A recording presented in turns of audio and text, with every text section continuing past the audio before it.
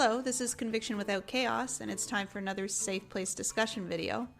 Today we're going to talk about gender and some of the trans issues that have come up in present-day discourse.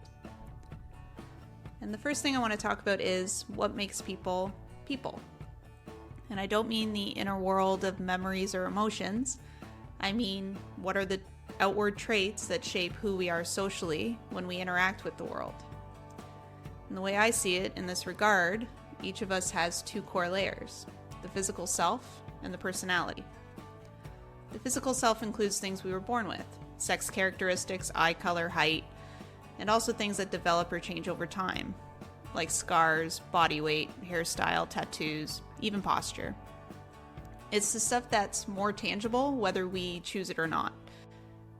Then there's personality, the less tangible, but it's still a visible part of who we are.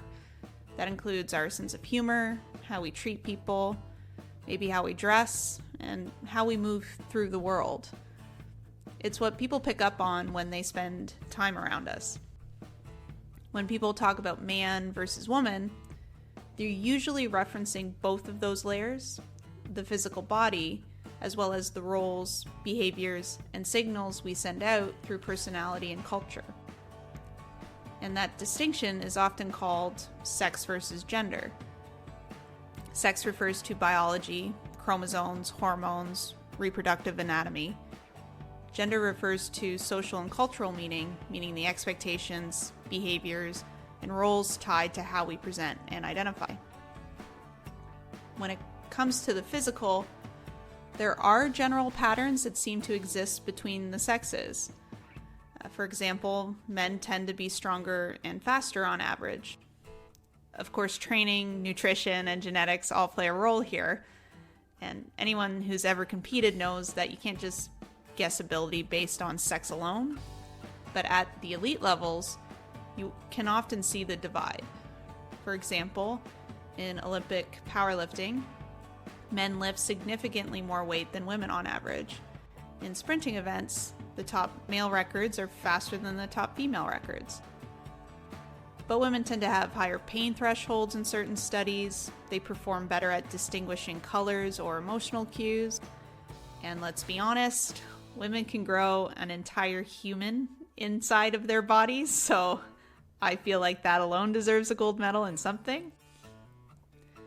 But physical traits aren't the full story. This brings us to gender. The part that isn't defined by biology, but how we live, what we express, and how society responds to us. Personality and the social meanings we attach to gender, they have never been rigid, even though we often pretend that they are. Across history and geography, gender roles shift. And we have seen this in history, and I've got a couple of examples. In ancient Greece, men performed female roles in plays and were still considered masculine. In Rome, it's been said that Emperor Elagabalus, I even practiced that and I'm pretty sure I still butchered it, but this emperor dressed in women's clothing and asked to be addressed with feminine titles. Many indigenous North American tribes recognize two-spirit people. And these are individuals who carry both masculine and feminine energy. Even today, we can look at something as easy as clothing to see how fluid these ideas are. What makes a dress feminine? If I show you a kaftan worn by a Middle Eastern man and a regular summer dress, you'd probably see the summer dress as more female. But structurally, they're not all that different. So why do we code them that way? Is it your hormones that tell you? Probably not. It's more likely your culture. And when masculinity and femininity are shaped so heavily based by social expectations, it makes sense that someone might feel not aligned with the gender they were given at birth. Not because they're confused, but because the rules they're expected to follow were actually written by someone else. That brings us to what it means to be transgender, and why, for many people, transitioning is about reclaiming control over those rules. So what does it mean to be transgender? My personal understanding of it is that transgender means someone's gender or that personality layer of who they are. It doesn't align with their sex, that biological layer they were assigned to at birth. Some trans people choose to transition biologically through hormone therapy, surgery, or both, so that they can bring their physical layer in line with how they see themselves. Others don't make medical changes, but may express their gender through clothing, pronouns, or other aspects of that personality layer.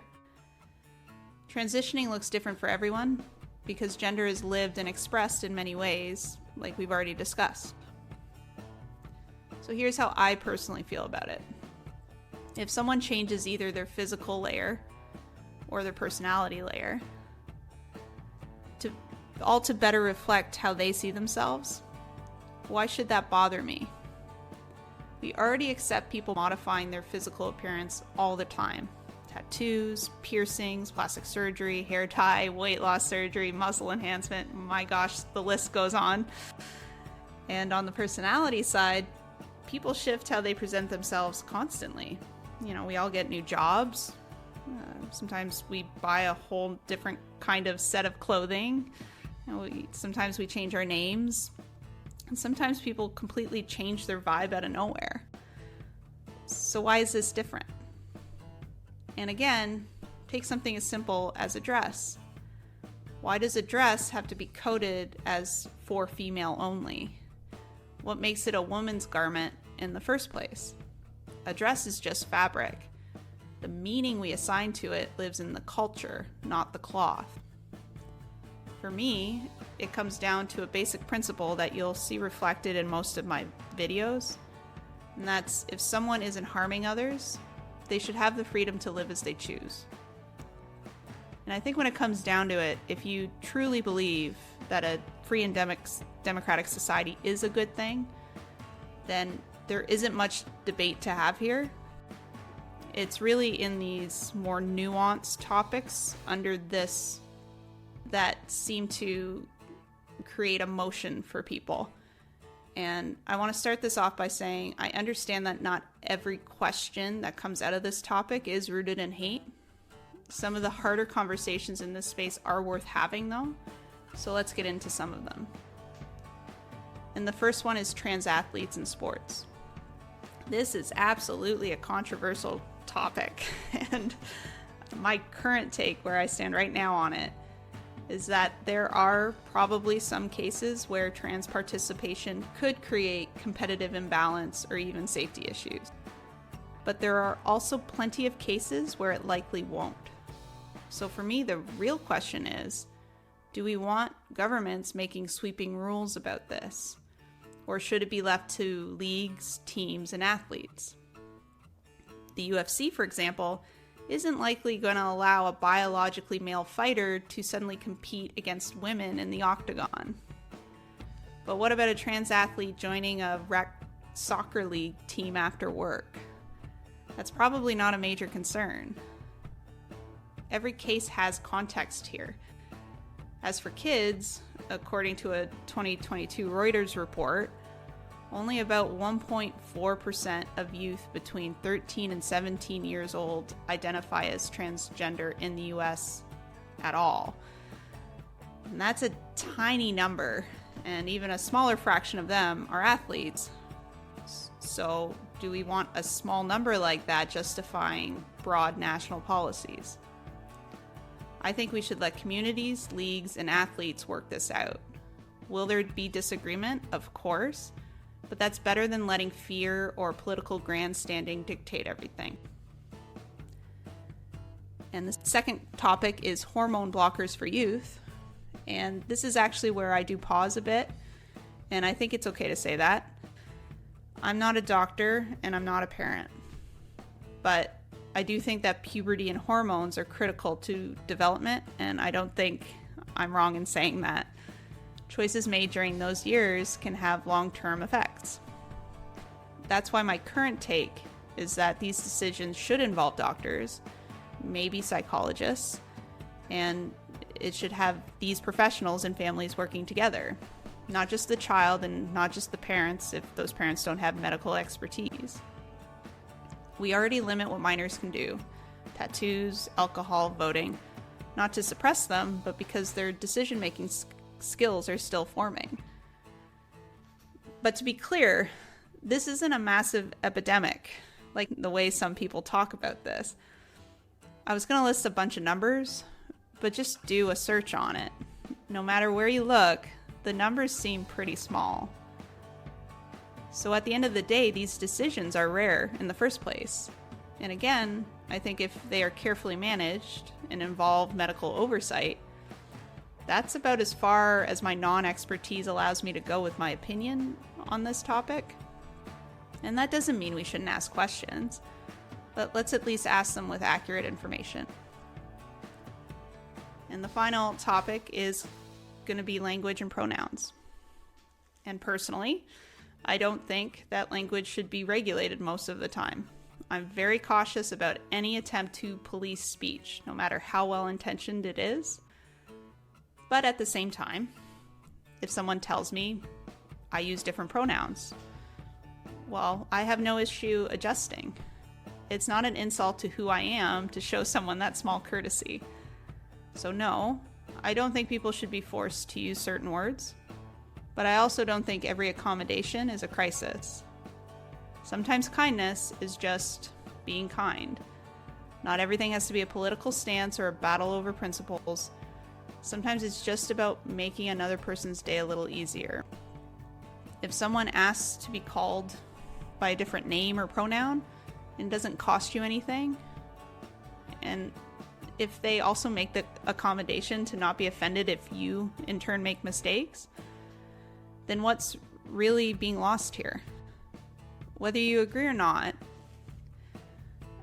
I think this is where so much of the public debate starts to lose track of the people involved. We start talking in slogans and sweeping statements and forget that behind all of this are human beings, many of whom are just trying to feel seen, safe, and understood. Not everyone is trying to make a political statement. Some are just trying to live. At some point, we have to ask ourselves, is the goal here to win the argument, or is it to live in a society where we can actually live alongside people we don't fully understand? If you care about freedom, empathy, or just being a decent person, then maybe kindness, even in disagreement, should be part of the conversation. And my final thoughts on all of this is that this topic is emotional, and for some, it's deeply personal. But maybe the best way to move forward is with less fear and more curiosity. We're not going to agree on everything, and that's okay. We can ask questions. We can wrestle with hard ideas. And we can still treat each other with decency no matter where we land. And that is it for this one. Like, subscribe if you want to hear more of me talking like this. And just a reminder, I don't open the comment section for these videos because I think it's more important that we go out and have meaningful conversations with each other. Thanks again, and see you next time.